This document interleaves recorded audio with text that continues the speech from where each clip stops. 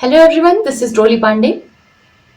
आपकी जो child development and pedagogy है उसकी क्लासेस चल रही हैं, जिसमें कि हम स्टेजेस ऑफ डेवलपमेंट वाला टॉपिक पढ़ रहे हैं। स्टेजेस ऑफ डेवलपमेंट में भी इसके पहले की जो क्लास है आपको उसमें इन्फेंसी स्टेज मतलब कि जो शैशवावस्था थी वो आपकी कंप्लीट करवा दी थी। अब आज की क्लास में हम चाइल्डहुड वाली स्टेज और आपकी एडोलेसेंस ये दोनों स्टेजेस को कवर करेंगे। ठीक है। इसके अलावा सीडीपी की जो थ्योरी वाली क्लास है वो तो आपकी चल ही रही है। इसके अलावा आपके प्रीवियस ईयर क्वेश्चंस की प्रैक्टिस सेशन आपकी रोज 7 बजे होती है, जिसमें हम लाइव करते हैं और आपका ये प्रीवियस ईयर क्वेश्चन का 20 सेट्स का क्वेश्चन सॉल्व करवाती हूँ। तो फिर स्टार्ट करते हैं आज की क्लास हमारी। सबसे पहले है चाइल्डहुड को 2 पार्ट्स में डिवाइड किया गया है। एक है आपका अर्ली चाइल्डहुड मतलब कि प्रारंभिक बाल्यावस्था, और दूसरी है आपकी मिडिल चाइल्डहुड या फिर उसको लेटर चाइल्डहुड भी बोला जाता है, जिसको बोलते हैं आपका उत्तर बाल्यावस्था। जो अर्ली चाइल्डहुड है मतलब कि जो प्रारंभिक बाल्यावस्था है वो कितनी से कितने तक का माना जाता है, तो 2 से 6 वर्ष के जो बच्चे होते हैं उनको अर्ली चाइल्डहुड की स्टेज में रखा जाता है, प्रारंभिक बाल्यावस्था के स्टेज में रखा जाता है। अब क्योंकि जो मिडिल चाइल्डहुड वाली स्टेज होती है मतलब कि उत्तर बाल्यावस्था का जो आपका समय होता है, चरण होता है, उसमें बच्चे स्कूल जाना स्टार्ट कर देते हैं, क्योंकि वो आपकी 6 से लेकर के 12 तक के वर्ष के जो बच्चे होते हैं उनको मिडिल चाइल्डहुड में रखा जाता है, और लगभग 6 साल के 5-6 साल के जो बच्चे होते हैं वो स्कूल जाना स्टार्ट कर देते हैं। मतलब कि जो आपका मिडिल चाइल्डहुड स्टेज है वो स्कूल एज में आएगी, क्योंकि उस स्टेज में बच्चे स्कूल जाना स्टार्ट कर देते हैं। और उसके पहले की जो स्टेज होती है वो आपकी प्री स्कूल स्टेज कहलाती है, क्योंकि वो स्कूल जाने की जस्ट पहले की स्टेज होती है। इसको प्रिपरेटरी स्टेज भी कहा जाता है। ठीक है, तो अर्ली चाइल्डहुड को प्री स्कूल स्टेज भी कहा जाता है। ग्रोथ स्लोज डाउन स्लाइटली मतलब कि हमने पढ़ा था कि जो इन्फेंसी स्टेज है, जब शैशवावस्था है, उस टाइम पे जो बच्चे का शारीरिक विकास होता है मतलब कि जो फिजिकल डेवलपमेंट होता है वो बहुत फास्ट होता है। लेकिन जैसे ही अर्ली चाइल्डहुड में बच्चे एंटर करते हैं तो उनका विकास जो है वो थोड़ा सा धीमा हो जाता है, मतलब कि in comparison to infancy stage थोड़ा सा डाउन हो जाता है, थोड़ा सा धीमा पड़ जाता है। इसके अलावा अर्ली चाइल्डहुड स्टेज की कौन सी कैरेक्टरिस्टिक्स है कि भले ही ग्रोथ जो है वो इस स्टेज में थोड़ा स्लो हो जाती है, लेकिन भाषा और कल्पना मतलब कि लैंग्वेज और इमेजिनेशन, इन दोनों का ही जो डेवलपमेंट है वो बहुत तेजी से होता है अर्ली चाइल्डहुड स्टेज के बच्चों में। हम जो भी भाषा बच्चे को सिखाना चाहते हैं उस भाषा के अगर वातावरण में, इन्वायरमेंट में बच्चों को रखा जाएगा तो बच्चे अपने आप से उस भाषा को सीख जाएंगे। हमको उस भाषा को सिखाने के लिए बहुत ज्यादा एफर्ट नहीं करने पड़ेंगे। तो इसी वजह से जो पहली लैंग्वेज होती है वो मदर टंग बोली जाती है, क्योंकि वो बच्चे बिना लर्निंग के, बिना किसी मेहनत के, बिना किसी ट्राई वगैरह की कोशिश किए आराम से, आसानी से, नेचुरली सीख लेते हैं। ठीक है, तो जो भाषा और इमेजिनेशन, कल्पना, इन दोनों ही चीजों का तेजी से विकास होता है प्रारंभिक बाल्यावस्था के समय में। अब क्योंकि बच्चे जब इन्फेंसी स्टेज में होते हैं तब पेरेंट्स के कांटेक्ट में ज्यादा रहते हैं, पेरेंट्स के साथ ज्यादा रहते हैं, लेकिन जैसे ही वो अर्ली स्टेज में या फिर कह सकते हैं 2 से 3 वर्ष के होते हैं तो बाहर निकलना स्टार्ट कर देते हैं। तो नेबर्स में जो भी उनको अपनी एज के बच्चे दिखते हैं, मतलब कि जो पियर्स होते हैं, पियर्स मतलब जो सेम एज ग्रुप के लोग होते हैं उनको पियर्स कहा जाता है। तो जो अर्ली चाइल्डहुड के बच्चे हैं वो 2 से 3 साल की उम्र में सोशल इंटरेक्शन स्टार्ट कर देते हैं, सामाजिक अंतःक्रिया करना शुरू कर देते हैं। किसके साथ? सेम एज ग्रुप के बच्चों के साथ, जिनको पियर्स बोलते हैं। तो पियर्स के साथ जो इंटरेक्शन है अर्ली चाइल्डहुड वाले बच्चों का वो शुरू हो जाता है। Development of basic habits and values, क्योंकि इमिटेशन की जो एबिलिटी है या फिर कैपेबिलिटी है या फिर कह सकते हैं जो इमिटेशन का एक कैरेक्टरिस्टिक्स है वो अर्ली चाइल्डहुड वाले बच्चों में, इन्फेंसी स्टेज का जो आपका 1.5 से 2 साल का बच्चा होता है वो स्टार्ट कर देता है। बाकी मेनली अर्ली चाइल्डहुड की 2 से 4 वर्ष, 5-6 वर्ष लगभग तक बच्चे की जो बेसिक हैबिट्स और वैल्यूज है वो डेवलप हो जाती हैं। क्यों? क्योंकि उस एज में बच्चे इमिटेशन से जितनी भी उनके वातावरण में जो जो चीजें चल रही होती हैं उनको देखते हैं, देख करके इंटरनलाइज करते जाते हैं, जिससे कि उनकी हैबिट्स और वैल्यूज का जो आधार है वो विकसित होने लगता है। कब? बाल्यावस्था के समय में। यहां तक कि फ्रायड का मानना तो ये था कि 6 वर्ष तक के जो बच्चे होते हैं उनमें लगभग 90% उनकी पर्सनैलिटी का डेवलपमेंट हो जाता है। मतलब जब तक वो चाइल्डहुड स्टेज में रहते हैं, चाइल्डहुड की स्टेज में वो जो कुछ भी सीखे होते हैं या फिर जाने होते हैं, जो भी वातावरण में वो रहते हैं, उसी वातावरण के आधार पर लगभग 90% उनकी व्यक्तित्व का विकास हो जाता है। ठीक है, अब वन बाय वन करके देख लेते हैं कि शारीरिक विकास में क्या क्या विकसित होता है, संज्ञानात्मक विकास में क्या क्या चीजें विकसित होती हैं, मतलब जितने भी स्टेजेस, जितने भी डोमेन्स हैं, आपके क्षेत्र हैं विकास के, उनमें क्या क्या स्पेसिफिक डेवलपमेंट होता है अर्ली चाइल्डहुड स्टेज में। सबसे पहले बात करते हैं फिजिकल डेवलपमेंट की, मतलब कि शारीरिक विकास की। इसमें बच्चों की फाइन और ग्रॉस मोटर स्किल्स जो है वो इंप्रूव होनी शुरू हो जाती है, फिर इंप्रूव होने लगती हैं। जो आपका इन्फेंसी स्टेज था, शैशवावस्था था, उसमें मेनली जो ग्रॉस मोटर स्किल्स थी सिर्फ वो डेवलप हो रही थी। लेकिन जब अर्ली चाइल्डहुड स्टेज में बच्चे आते हैं तो उनका जो शारीरिक विकास होता है, शारीरिक विकास में आपका मोटर स्किल्स आता है। हाँ, वैसे जो डोमेन्स वगैरह क्वेश्चंस आपके पूछे जाते हैं उनमें मोटर डेवलपमेंट को सीडेट ने अपनी तरफ से अलग से माना हुआ है, लेकिन फिजिकल डेवलपमेंट में ही मोटर डेवलपमेंट आपका आता है। तो जो बड़ी मसल्स होती हैं, लार्ज मसल्स होती हैं, उनका डेवलपमेंट इन्फेंसी स्टेज में ज्यादा होता है, लेकिन जो आपकी अर्ली चाइल्डहुड स्टेज होती है उसमें फाइन और ग्रॉस दोनों मोटर स्किल्स इंप्रूव होना शुरू हो जाती हैं। जैसे कि बच्चे चढ़ना, दौड़ना और क्या नाम है, ड्राइंग करना, ये सारी चीजें सीख जाते हैं। जो आपकी ड्राइंग है, आर्ट्स वगैरह है, वो फाइन मोटर स्किल्स में आएगी, मतलब कि सूक्ष्म गामक विकास में आएगा आपका। और ये जो रनिंग है या फिर क्लाइंबिंग है, ये सब आपका ग्रॉस मोटर स्किल्स में आएगा। ठीक है, ब्रेन डेवलपमेंट भी लगभग आप कह सकते हो 6 से 7 वर्ष के जो बालक होते हैं या फिर चाइल्डहुड, मेनली आप मोटे मोटे तौर पे मान के चलो, जो चाइल्डहुड स्टेज होती है, चाइल्डहुड स्टेज में लगभग 90% बच्चे का जो ब्रेन डेवलपमेंट है वो हो जाता है। तो ब्रेन डेवलपमेंट जो और ज्यादा कॉम्प्लेक्स टास्क, अब ये जो ड्राइंग है ये थोड़ी सी बारीक चीज हुई तो ये थोड़ा सा कॉम्प्लेक्स टास्क हुआ, मतलब कि खुद से रिलेटेड उनके बहुत सारे काम ऐसे होते हैं जिनको वो करना स्टार्ट कर देते हैं। मतलब ब्रेन का डेवलपमेंट इतना होने लगता है कि वो थोड़े बहुत जो कॉम्प्लेक्स टास्क होते हैं उनको भी करना शुरू कर देते हैं। तो ये हुआ उनका शारीरिक विकास। अब जो अर्ली चाइल्डहुड के बच्चे होते हैं उनमें कॉग्निटिव डेवलपमेंट किस तरीके से होता है। सबसे पहले जो पियाजे की 4 स्टेज थ्योरी है, उसमें जो फर्स्ट था आपका वो सेंसरी वाले स्टेज में आएगा, और जो ये आपकी सेकेंड स्टेज है अर्ली चाइल्डहुड 2 to 6 ईयर्स वाले की, उसमें पियाजे की जो सेकेंड स्टेज है प्री ऑपरेशनल स्टेज, मतलब कि पूर्व संक्रियात्मक अवस्था, वो आएगी। पूर्व संक्रियात्मक अवस्था, जो पियाजे की पूर्व संक्रियात्मक अवस्था है वो किससे संबंधित है, अर्ली चाइल्डहुड स्टेज, मतलब कि प्रारंभिक बाल्यावस्था से संबंधित है। अब क्योंकि जो पूर्व संक्रियात्मक अवस्था होती है, प्री ऑपरेशनल स्टेज होती है, उसकी कैरेक्टरिस्टिक्स ईगोसेंट्रिक थिंकिंग होती है, तो आप मानकर चलिए कि जो अर्ली चाइल्डहुड वाले बच्चे होते हैं या जो प्रारंभिक बाल्यावस्था वाले बच्चे होते हैं, उनमें जो थिंकिंग का स्टाइल होता है वो ईगोसेंट्रिक होता है, मतलब वो खुद को केंद्र में रख करके ही हर चीज को सोचते हैं।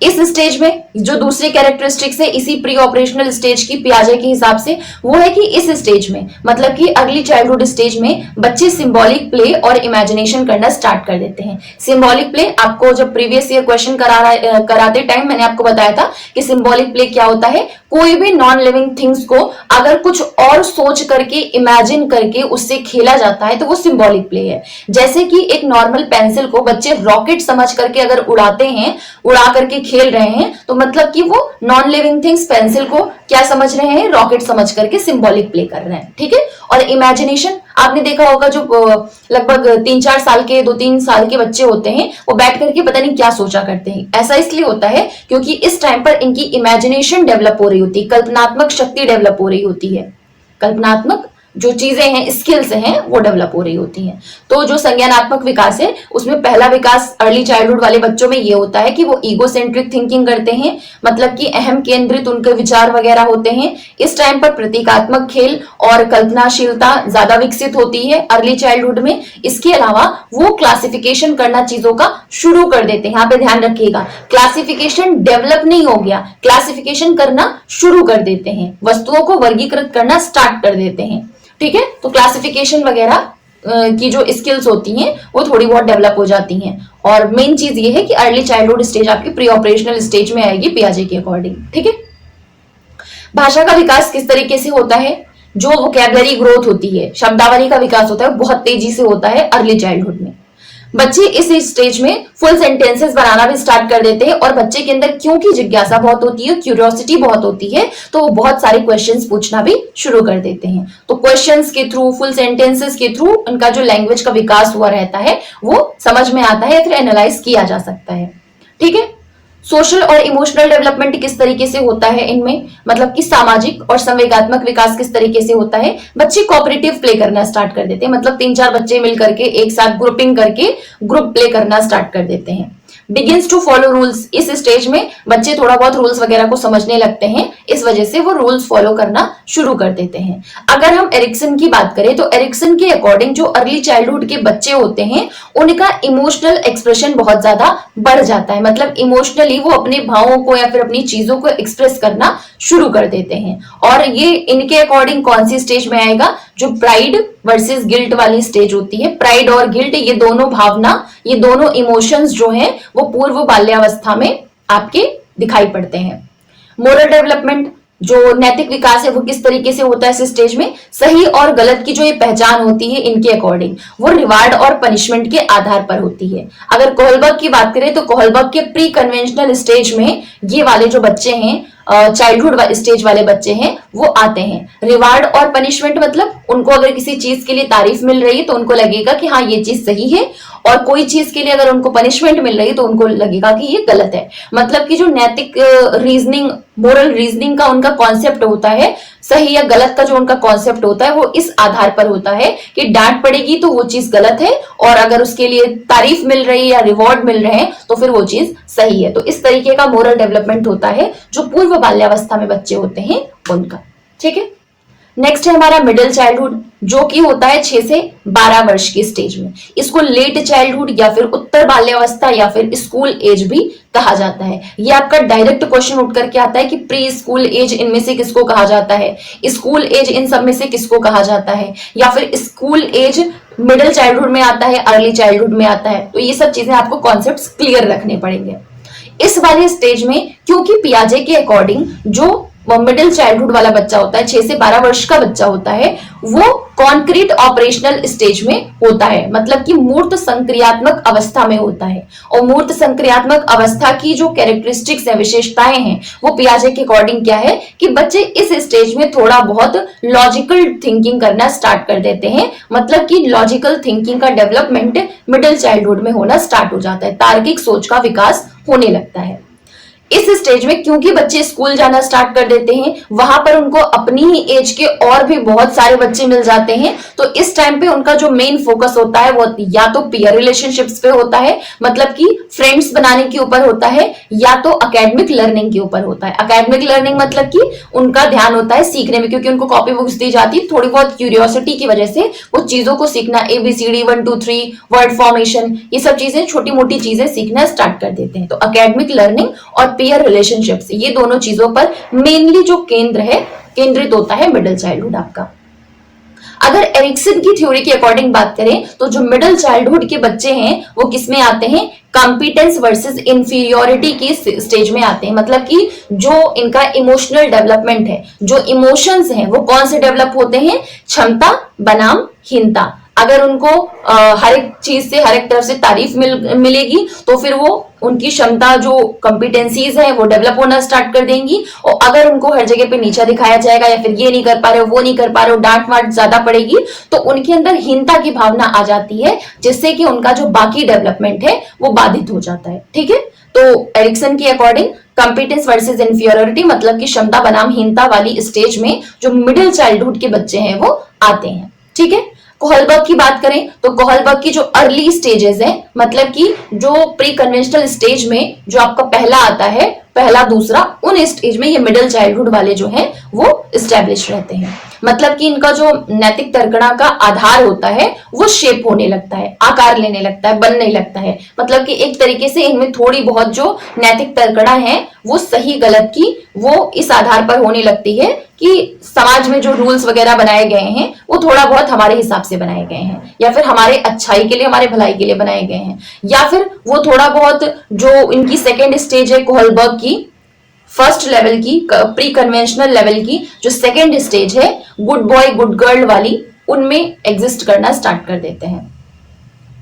ठीक है। तो अर्ली स्टेजेस जैसे कि मान लीजिए 3 होती हैं आपकी। एक होती है प्री कन्वेंशनल। अब प्री कन्वेंशनल लेवल के भी सेकेंड स्टेज में ये या तो स्टैब्लिश होते हैं या तो कन्वेंशनल लेवल का जो फर्स्ट स्टेज होता है उसमें, मतलब इन दोनों के बीच में ओवरलैप करते हैं जो मिडिल चाइल्डहुड के बच्चे होते हैं वो। और बाद में धीरे धीरे तो थोड़ा बहुत डेवलपमेंट होते होते ये जो कन्वेंशनल लेवल की जो सेकेंड स्टेज है उसमें एंटर कर जाते हैं मिडिल चाइल्डहुड खत्म होते होते।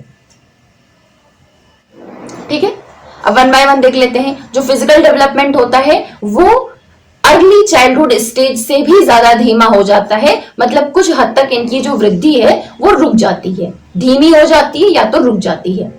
जो कोऑर्डिनेशन है और स्ट्रेंथ है, मतलब कि जो ब्रेन और मसल्स इनका कोऑर्डिनेशन है, समन्वयन है, वो बढ़ जाता है, मजबूत होने लगता है। और जो परमानेंट टीथ हैं वो थोड़े बहुत अपीयर होना, दिखाई देना शुरू कर देते हैं। कॉग्निटिव डेवलपमेंट आपको बताया मैंने, जो इनका संज्ञानात्मक विकास है वो पियाजे के अकॉर्डिंग मूर्त संक्रियात्मक अवस्था मतलब कि कॉन्क्रीट ऑपरेशनल स्टेज में आता है। और इस स्टेज में बच्चे लॉजिकल थिंकिंग करना, थोड़ा बहुत तार्किक सोच करना स्टार्ट कर देते हैं। और इस स्टेज में बच्चे के अंदर कंजर्वेशन का गुण आ जाता है, रिवर्सिबिलिटी का गुण आ जाता है, संरक्षण और प्रतिवर्तिता का गुण आ जाता है और एकेडमिक टास्क के ऊपर ध्यान इनका ज्यादा होता है।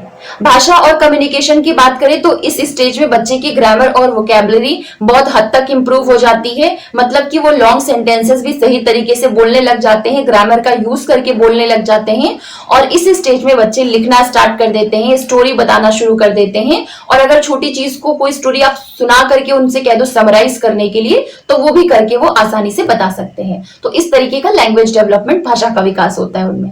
सोशल और इमोशनल डेवलपमेंट इनमें कैसे होता है आपको बताया एरिक्सन के। अच्छा, ये तो था कि जो एरिक्सन का स्टेज है वो आपको मैंने अर्ली चाइल्डहुड में कौन सी होती है वो बताया। अब एरिक्सन की इंडस्ट्री वर्सेस इंफीरियोरिटी वाली स्टेज में आपके आते हैं ये जो मिडिल चाइल्डहुड वाले बच्चे हैं वो। इस स्टेज में इनका सेल्फ कॉन्सेप्ट अपने हिसाब से थोड़ा अवधारणा वगैरह चीजों को लेकर के इनकी बनने लग जाती है और सेल्फ स्टीम भी डेवलप हो जाती है। सीक्स अप्रूवल, इस स्टेज में बच्चे को कोई चीज पूछनी होती है कि ये चीज करनी है कि नहीं करनी है, फिर कैसी करनी चाहिए, तो मेनली अप्रूवल या तो अपने टीचर्स से लेते हैं या तो पीयर्स से लेते हैं, पेरेंट्स से नहीं लेते हैं। तो पीयर ग्रुप इस स्टेज में इनके लिए ज्यादा इंपॉर्टेंट हो जाता है in comparison to parents. Moral development की बात करें तो ये सही या गलत की थोड़ी बहुत समझ इनमें डेवलप होने लगती है। अगर कोहलबर्ग की स्टेज के बारे में बात करें तो जो कोहलबर्ग का कन्वेंशनल स्टेज है उसमें भी जो ये सोशल ऑर्डर मेंटेनेंस वाला लेवल स्टेज आता है उसमें ये स्टैब्लिश होते हैं जो आपके मिडिल चाइल्डहुड वाले बच्चे होते हैं वो। ये थोड़ा सा आपको कंफ्यूजन हो सकता है मोरल डेवलपमेंट वाला, तो आप एक वर्ड में याद के रखिए। बाकी जो कंफ्यूजन वाले हैं, क्योंकि ये थोड़ा बहुत जो आपका प्री कन्वेंशनल लेवल होता है उनके सेकेंड स्टेज में भी थोड़ा बहुत इस्टेब्लिश रहते हैं, इस वजह से थोड़ा कंफ्यूजन हो जाता है। लेकिन अगर आपका क्वेश्चन में आ रहा है तो आप मेनली कन्वेंशनल स्टेज का जो मेंटेन सोशल ऑर्डर वाला स्टेज होता है आप उसको ज्यादा सही मानोगे, उसी पे टिक करोगे। ठीक है, तो मोरल डेवलपमेंट में इस तरीके का डेवलपमेंट, नैतिक विकास लेट चाइल्डहुड वाले बच्चों में होता है। ठीक है, अब बात करते हैं एडोलेसेंस की, जो कि होती है आपकी 12 से लेकर के 18 वर्ष तक की। मतलब कि हम किसकी बात कर रहे हैं, किशोरावस्था की। किशोरावस्था का समय कब से कब तक होता है, किशोरावस्था का चरण कब से कब तक होता है, तो 12 से लेकर के 18 वर्ष तक का होता है। ये कौन सा पीरियड माना जाता है, प्यूबर्टी और आइडेंटिटी फॉर्मेशन का। इस स्टेज में बच्चे अपनी एक पहचान का गठन कर लेते हैं, तो पहचान गठन की अवधि भी इसको बोला जाता है, प्यूबर्टी का भी अवधि इसको बोला जाता है। और ये जो आपकी एडोलेसेंस है इसको ट्रांजिशन पीरियड कहा जाता है चाइल्डहुड और एडल्टहुड के बीच में। ये इंपॉर्टेंट पॉइंट, इसको ध्यान रखिएगा। जो एडोलेसेंस है, जो आपकी किशोरावस्था है, उसको ट्रांजिशन पीरियड माना जाता है चाइल्डहुड मतलब की बाल्यावस्था और प्रौढ़ावस्था के बीच का। इस स्टेज में अब आपका जो मिडिल चाइल्डहुड था उसमें जो फिजिकल ग्रोथ थी वो काफी हद तक स्लो हो गई थी या तो रुक जाती थी बच्चों में। लेकिन जैसे एडोलसेंस आती है, ये वाली स्टेज आती है, किशोरावस्था आती है, वैसे ही बच्चों में जो फिजिकल डेवलपमेंट है, शारीरिक विकास है, बहुत तेजी से होने लगता है और हार्मोनल बदलाव भी बहुत ज्यादा इन बच्चों में देखे जाते हैं। और हार्मोनल बदलाव की वजह से इनमें बहुत ज्यादा स्ट्रेस और मूड स्विंग्स और एंजाइटी वगैरह वाली चीजें देखी जाती हैं। किशोरावस्था वाले बच्चों में अब्स्ट्रैक्ट थिंकिंग, जो उनका थिंकिंग का तरीका होता है, थॉट का तरीका होता है, सोचने का तरीका होता है, वो अमूर्त चीजों पर भी वो सोचने के लायक हो जाते हैं। मतलब अमूर्त चीजों पर भी विचार करने का जो विकास है, कॉग्निटिव डेवलपमेंट है, संज्ञानात्मक विकास है, वो किशोरावस्था वाले बच्चों का हो जाता है। और पियाजे के अकॉर्डिंग ये आते कौन सी स्टेज में है? जो आपकी लास्ट स्टेज होती है, fourth stage, formal operational stage, उसमें आते हैं। ठीक है, नेक्स्ट है इस स्टेज में क्योंकि हार्मोनल चेंजेस बहुत ज्यादा होते हैं, हार्मोनल परिवर्तन बहुत ज्यादा होते हैं, तो संवेगात्मक इनस्टेबिलिटी, अस्थिरता बहुत ज्यादा इनमें देखी जाती है। इस स्टेज में एरिक्सन के अकॉर्डिंग ये अपनी आइडेंटिटी की सर्च में लग जाते हैं, मतलब कि अपने पहचान की तलाश करते हैं। इनको अपनी आइडेंटिटी बनाने की, स्टेब्लिश करने की बहुत ज्यादा क्यूरियोसिटी होती है एडोलेसेंस स्टेज में। ठीक है, इस स्टेज में पीयर प्रेशर बहुत ज्यादा होता है, सेल्फ इमेज बच्चे बनाने की कोशिश करते हैं और इंडिपेंडेंट इश्यूज से भी ये गुजरते हैं, जो किशोरावस्था वाले बच्चे होते हैं वो। ठीक है, अब फिजिकल डेवलपमेंट इनमें किस तरीके से होता है? सबसे पहले प्यूबर्टी वाली स्टेज होती है, प्यूबर्टी वाली अवधि होती है, इस वजह से हार्मोनल चेंजेस बहुत ज्यादा मात्रा में देखे जाते हैं। बाकी इसके अलावा यौन परिपक्वता भी इनके अंदर देखी जाती है। ग्रोथ स्पर्ट हो जाता है, पूछा ये आपका मेन क्वेश्चन आता है कि ग्रोथ स्पर्ट कौन सी स्टेज में आता है? तो ग्रोथ स्पर्ट जो है वो आपका जो एडोलेसेंट स्टेज है, किशोरावस्था है, उसमें आती है, क्योंकि इसमें बहुत तेजी से शारीरिक विकास होता है। बहुत सारे प्यूबर्टी वाली स्टेज होने की वजह से बहुत सारे जो आपके सेकेंडरी कैरेक्टरिस्टिक्स होती हैं, सेक्सुअल कैरेक्टरिस्टिक्स, वो बहुत ज्यादा डेवलप होनी स्टार्ट हो जाती हैं। मतलब कि लड़कों में दाढ़ी वगैरह आना, बियर्ड्स आनी स्टार्ट हो जाती हैं, और गर्ल्स में उनकी चेस्ट की मसल्स इंक्रीज होने लगती हैं, फैट बढ़ने लगता है। तो इस तरीके की कुछ जो सेकेंडरी सेक्सुअल कैरेक्टरिस्टिक्स हैं, जो माध्यमिक यौन विकास होना शुरू हो जाता है। मतलब कि जो शारीरिक विकास है वो इन तीन तरीके से जो किशोरावस्था वाले बच्चे हैं उनमें देखा जाता है। संज्ञानात्मक विकास किस तरीके से इनमें होता है? ये पियाजे के अकॉर्डिंग फॉर्मल ऑपरेशनल स्टेज में आते हैं। और फॉर्मल ऑपरेशनल स्टेज की जो विशेषताएं हैं वो क्या है कि अमूर्त चिंतन का डेवलपमेंट बच्चों में हो जाता है, हाइपोथेटिकल थिंकिंग करने की क्षमता बच्चे में आ जाती है। इस तरीके से इनका संज्ञानात्मक विकास होता है। मतलब कि माइंड के लेवल पर इनका जो डेवलपमेंट है वो किस तरीके से हो रहा है? अमूर्त चीजों पर भी वो विचार कर सकते हैं, जो चीजें नहीं है उन चीजों पर भी विचार कर सकते हैं। प्रॉब्लम सॉल्विंग इनमें डेवलप हो जाती है, समस्या समाधान करने लायक हो जाते हैं, तर्क करने की क्षमता इनमें बेहतर हो जाती है, और ये फ्यूचर ओरिएंटेड चीजों पर सोचना स्टार्ट कर देते हैं कि क्या नौकरी करनी है, क्या करियर होगा, मुझे आगे चल के क्या बनना है। ये सारी चीजें इनमें डेवलप होने लगती हैं। और इनका सामाजिक विकास या फिर संवेगात्मक विकास किस तरीके से होता है? पीयर इन्फ्लुएंस एडोलेसेंस स्टेज में बहुत ज्यादा मजबूत होता है। इतना ज्यादा मजबूत होता है कि वो अपने पेरेंट्स से इंडिपेंडेंस चाहते हैं, माता पिता से स्वतंत्रता चाहते हैं, और पूरा का पूरा वो अपने पीयर इन्फ्लुएंस में ही रहते हैं। मतलब कि जो उनके फ्रेंड्स हैं उनके प्रभाव में ज्यादा रहते हैं, वो जैसा कहेंगे उनकी बात वो ज्यादा मानते हैं। क्योंकि हार्मोनल चेंजेस बहुत ज्यादा होते हैं, इस वजह से मूड स्विंग्स, आइडेंटिटी क्राइसिस, ये सारी चीज इनमें देखी जाती है। एरिक्सन का जो इमोशनल डेवलपमेंट की थ्योरी है उसके अकॉर्डिंग ये जो किशोरावस्था वाले बच्चे हैं वो किसमें आते हैं? आइडेंटिटी वर्सेस रोल कंफ्यूजन, पहचान बनाम भूमिका भ्रम में आते हैं। मतलब कि अगर जो वो करना चाहते हैं, जो चीज वो सोच रहे हैं वैसा क्रिएट कर ले जाते हैं तो वो अपनी एक आइडेंटिटी बना लेते हैं, और अगर ऐसा नहीं हो पाता है तो वो रोल कंफ्यूजन में ही रह जाते हैं। तो इस तरीके का इनका इमोशनल डेवलपमेंट होता है। बात करें मोरल डेवलपमेंट की, तो ये अपना एक पर्सनल एथिक्स इस स्टेज में तैयार कर लेते हैं। मतलब इनकी हिसाब से व्यक्तिगत नैतिकता इनकी बन जाती है कि मेरी थिंकिंग ये है, या फिर मेरे हिसाब से सही ये चीज है तो सही है, और ये चीज गलत है तो गलत है। किसी तरीके की फ्लेक्सिबिलिटी अपनी थिंकिंग में नहीं लेकर के आते हैं। तो पर्सनल एथिक्स इस टाइम पर बनना स्टार्ट हो जाता है। ठीक है, मेक क्वेश्चन ऑथोरिटी, मतलब कि जो आपका पोस्ट कन्वेंशनल स्टेज है उसमें ये एंटर कर जाते हैं। पोस्ट कन्वेंशनल स्टेज मतलब जो आपकी यूनिवर्सल एथिक वगैरह की आती है। जो पोस्ट कन्वेंशनल स्टेज में आपकी दो स्टेज आती हैं, पोस्ट कन्वेंशनल लेवल होता है आपका, उसमें आपकी 2 स्टेजेस आती हैं। उन दोनों स्टेजेस में आपका ये मोरल डेवलपमेंट एग्जिस्ट करता है, जो एडोलेसेंट वाले बच्चे होते हैं उनका। लेकिन मोस्टली बच्चे जो पोस्ट कन्वेंशनल लेवल की फर्स्ट स्टेज होती है वहीं पर स्थिर हो जाते हैं। बहुत रेयर केस में कोई होता है जो आगे चल के पोस्ट कन्वेंशनल स्टेज की सेकेंड लेवल में एंटर कर पाता हो, सेकेंड स्टेज में एंटर कर पाता हो। ये आपकी बहुत कंफ्यूजन होगा, बोलने में भी मेरा थोड़ा सा कंफ्यूजन हो रहा है। आप याद रखिएगा जो लेवल से हैं वो 3 हैं, conventional, pre conventional, conventional, post conventional, और जो स्टेजेस है आपकी वो 6 हैं। हर एक लेवल में 2-2 स्टेजेस होती है, तो स्टेज और लेवल का थोड़ा बहुत कंफ्यूजन हो जाएगा, तो आप समझ जाइएगा, ठीक है। तो मोरल डेवलपमेंट इनमें किस तरीके से होता है कि जो पोस्ट कन्वेंशनल वाली स्टेज होती है उसमें जो एडोलेसेंस स्टेज के बच्चे होते हैं वो स्टैब्लिश करते हैं। तो इस तरीके से था आपका, ये आपका अर्ली चाइल्डहुड हो गया, मिडिल चाइल्डहुड हो गया और एडोलेसेंस, ये तीनों टॉपिक आज की क्लास में हमने देख लिया। अब ये जो स्टेजेस होती हैं डेवलपमेंट की, उनके बारे में कुछ इंपॉर्टेंट पॉइंट्स देख लेते हैं। जो डेवलपमेंट है, विकास है, वैसे तो प्रेडिक्टेबल स्टेजेस होती हैं कि पहले इन्फेंसी स्टेज आएगा, इनकी ये कैरेक्टरिस्टिक्स होंगी, उसके बाद मिडिल चाइल्ड प्रारंभिक बाल्यावस्था आएगा, उनकी ये कैरेक्टरिस्टिक्स होंगी, उसके बाद मिडिल चाइल्डहुड उसकी ये कैरेक्टरिस्टिक्स होंगी, और उसके बाद आपका लास्ट में आएगा एडोलेसेंस, उनकी ये कैरेक्टरिस्टिक्स होंगी। लेकिन क्योंकि ये प्रेडिक्टेबल स्टेज में होता है वो तो ठीक है, लेकिन फिर भी जो डेवलपमेंट है वो कंटिन्यूअस प्रोसेस है, मतलब कि सतत प्रक्रिया है, ठीक है।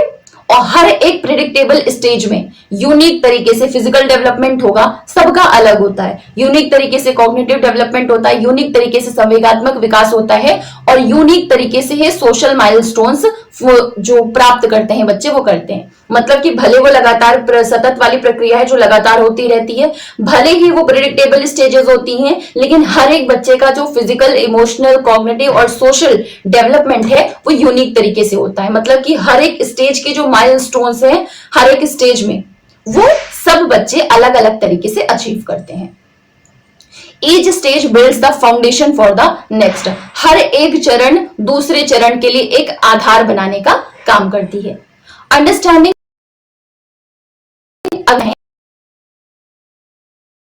विशेषताएं होती हैं, अगर वो टीचर्स को पता है तो टीचर क्या करेगी, उन एज को ध्यान में रखते हुए कि इस एज में बच्चा इतना ही समझ सकता है या इतनी ही उससे हम उम्मीद कर सकते हैं, क्योंकि उसका कॉग्निटिव, फिजिकल और इमोशनल डेवलपमेंट इतना ही हुआ होगा।